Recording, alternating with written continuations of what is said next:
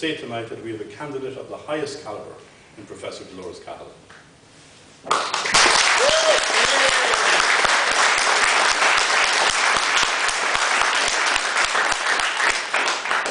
I've only gotten to know Delores quite recently, as we both travelled to Washington last month to attend CPAC, the Conservative Political Action Committee, where we listened to a number of wonderful speakers, including the current Vice President and the President of the United States. We met some absolutely top-class people who have a deep interest in Ireland and who understand the profound cultural influence which Ireland has internationally. This is something we often forget. What happens in Ireland has an influence in so many other countries. And at that weekend, one of the saddest things that was said to me repeatedly, and not just from Conservative people that I met, but from both sides, was the shock and surprise that people felt when they saw the celebration on the grounds of Dublin Castle, led by our political leaders in the wake of the abortion referendum. Even supporters of abortion were taken aback by that reaction. Delores and I travelled from New York to Washington and back and had many detailed, interesting and entertaining discussions on such disparate matters as town planning, architecture, vaccinations, science, medicine and its practice, farming, repairing historic buildings, global warming, and occasionally politics. I can assure you that she is a person who comes to her conclusions after a deep study and after a logical, analytical assessment, as you would expect from a scientist of her calibre. As well as being a PhD and a permanent professor at University College Dublin, she is also a highly successful entrepreneur, having established a number of companies with an international presence. She has also been involved in property development of historic buildings, so she's no stranger to the needs of small business, and no stranger to the needs of international trading, and no stranger to hard work. She comes from a farming background in County Tipperary, so she understands the necessity of practical action.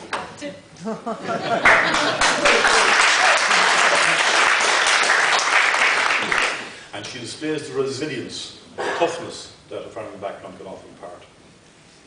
She also has very considerable experience of public service, having been chairperson of Science Ireland as well as a consultant within the European Union, where she is a recognised expert in her field of immunology. I think it can be safely said that you will very seldom have an opportunity to vote for a candidate of such high intellectual and moral calibre, or somebody with such an extraordinary proven track record. Ladies and gentlemen, I would ask you to give a very warm Limerick welcome to Professor Delores Cahill.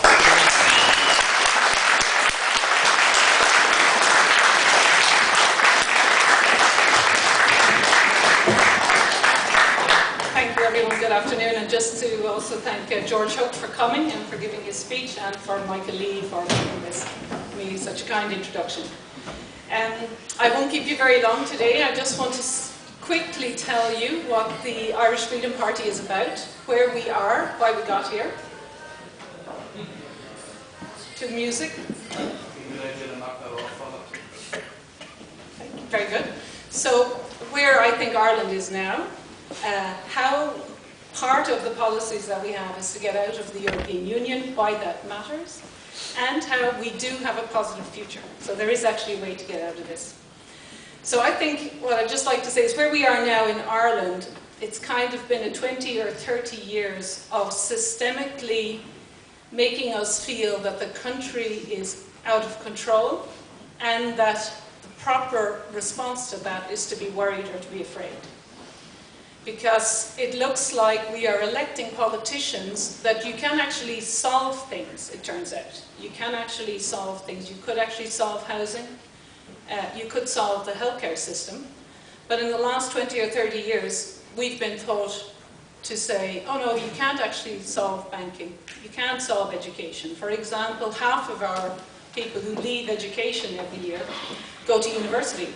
But there's no proper structure for people who don't go to university. Now that's been the case since the 80s, 90s, 2000s, it's 40 years. That is a completely solvable problem.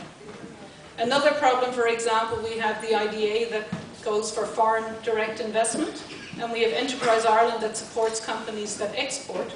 And I have, for 25 years in my various roles of government advisory and in the EU in Ireland, saying, why don't we have an agency that helps people who actually export or make products that are in Ireland, small Irish businesses.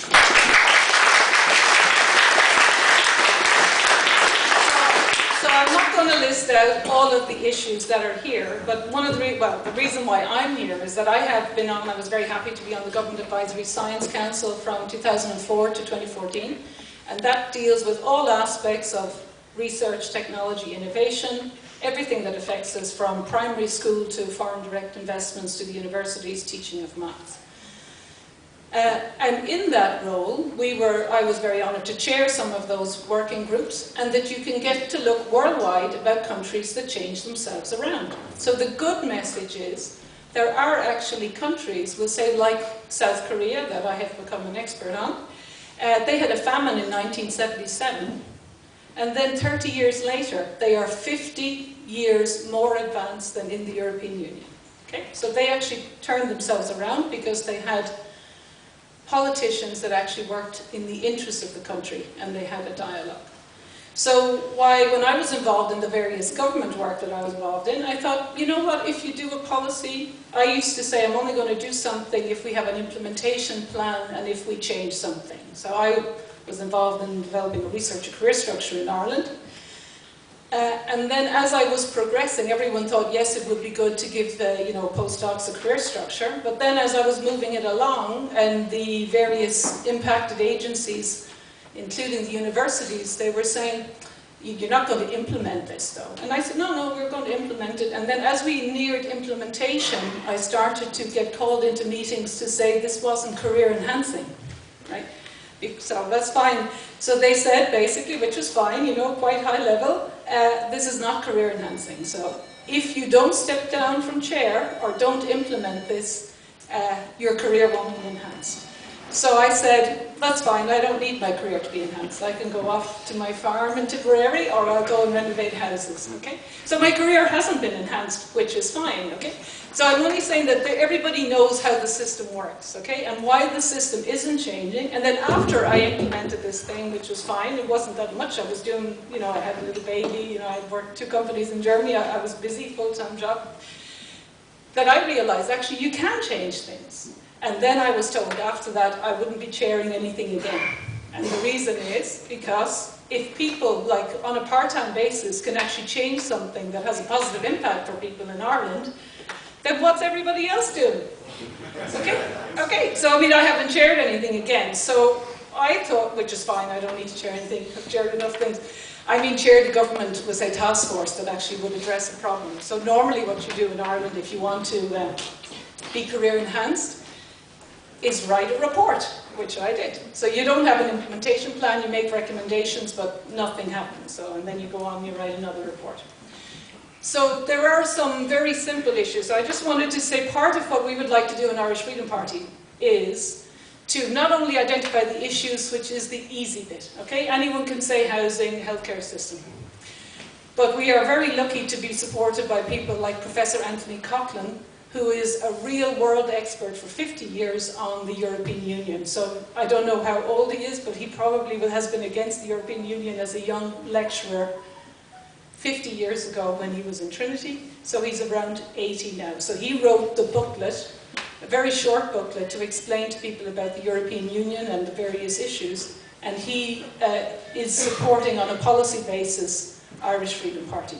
So other people that we have spoken with us, now I'm just going to make the comment, you don't have to be a professor, right, to obviously be involved, but what we need for credibility is people who know what they're talking about. So other people who have talked and supported at the first Our Exit conference in the RDS was Dr. Devine, Karen Devine.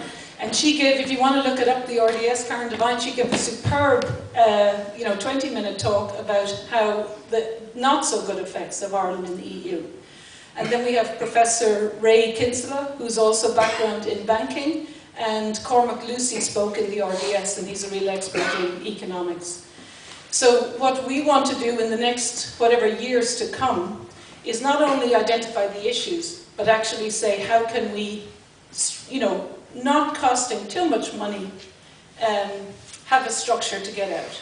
So there's 2 very simple things that you could do, 2 very straightforward things. One is around banking.